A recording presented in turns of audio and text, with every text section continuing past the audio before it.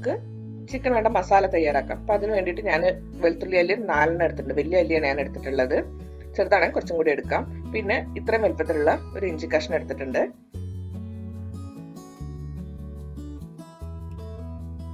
പിന്നെ പച്ചമുളക് വേണം, അതൊരു 6 എടുത്തിട്ടുണ്ട്.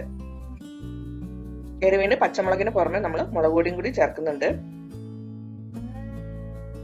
പിന്നെ ചേർക്കേണ്ടത് കറിവേപ്പിലയാണ്. കറിവേപ്പില 1/2 കപ്പ് മുഴുവനായിട്ട് എടുക്കണം, നിറയെ എടുക്കണം. ഒരു 1/2 കപ്പ് മുഴുവനായിട്ട് എടുക്കണം. ഇപ്പൊ എനിക്ക് കുറച്ച് കറിവേപ്പില എന്റെ കയ്യിലുണ്ടായിരുന്നുള്ളൂ, അതുകൊണ്ടാണ് ഒരു 1/2 കപ്പ് മുഴുവനായിട്ട് എടുക്കാതിരുന്നത്. പിന്നെ മല്ലിയില അരിഞ്ഞത് ഒരു 1/2 കപ്പ് മുഴുവനായിട്ട് എടുക്കണം. ഇനി ഇതെല്ലാം കൂടി ഒന്ന് മിക്സിയിലിട്ട് 1-2 വട്ടം ഒന്ന് നന്നായിട്ടൊന്ന് കറക്കിയെടുക്കണം. ഒന്ന് ചതച്ചെടുക്കുകയാണ് വേണ്ടത്. നന്നായിട്ട് അരയേണ്ട ആവശ്യമില്ല, ഒന്ന് ചതച്ചെടുത്താൽ മാത്രം മതി. ഇതേപോലെയാണ് വേണ്ടത്. ഇത്രയും അരഞ്ഞാൽ മാത്രം മതി. ഇനി ചിക്കൻ ഞാനിവിടെ എടുത്തിരിക്കുന്നത് 750 ഗ്രാം ആണ്. ഇതിലേക്ക് നമുക്ക് ചതച്ച് വെച്ചിട്ടുള്ള മസാല ചേർത്ത് കൊടുക്കാം.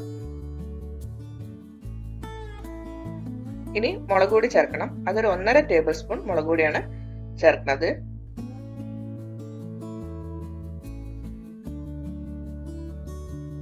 കുരുമുളക് പൊടി അതൊരു 1/2 ടീസ്പൂൺ ഉണ്ട്.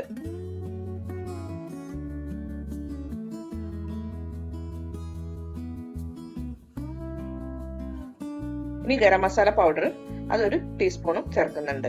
ഗരം മസാലയുടെ റെസിപ്പി ഞാൻ അതിന് മുന്നേ ഇട്ടിട്ടുണ്ട്, ഞാൻ ലിങ്ക് താഴെ കൊടുക്കാം.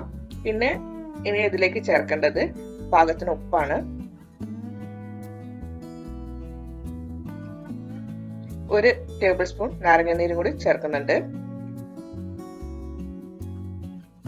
ഇനി 1/2 കപ്പ് തൈരും കൂടി ചേർക്കുന്നുണ്ട്. അപ്പൊ തൈരിന്റെ പുളിക്ക് അനുസരിച്ച് വേണം ഇതിലേക്ക് ചേർക്കാൻ വേണ്ടിയിട്ട്. ഇതെല്ലാം കൂടി നന്നായിട്ടൊന്ന് മിക്സ് ചെയ്യാം. തൈരിന്റെ പുളി കൂടുതലാണെന്നുണ്ടെങ്കിൽ ഇത്രയും ചേർക്കേണ്ട ആവശ്യമില്ല, കുറച്ച് ചേർത്താൽ മതിയാവും.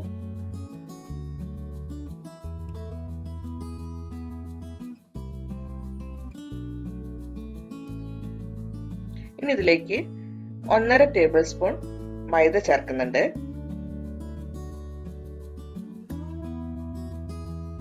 2 ടേബിൾ സ്പൂൺ അരിപ്പൊടി. ഇനി വീണ്ടും ഇത് നന്നായിട്ടൊന്ന് മിക്സ് ചെയ്യണം.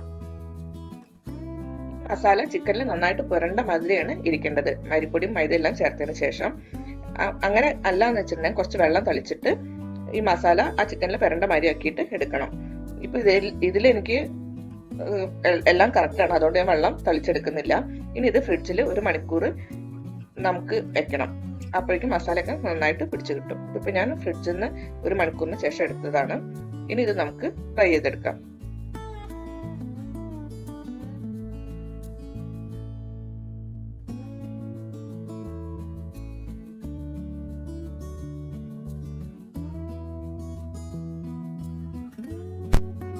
എപ്പോഴും ഒരു മീഡിയം ഫ്ലെയിമിൽ വെച്ചാൽ മതി. നന്നായിട്ട് ഫ്രൈ ചെയ്തെടുക്കുക, തിരിച്ചു മറിച്ചിട്ട് കൊടുക്കണം.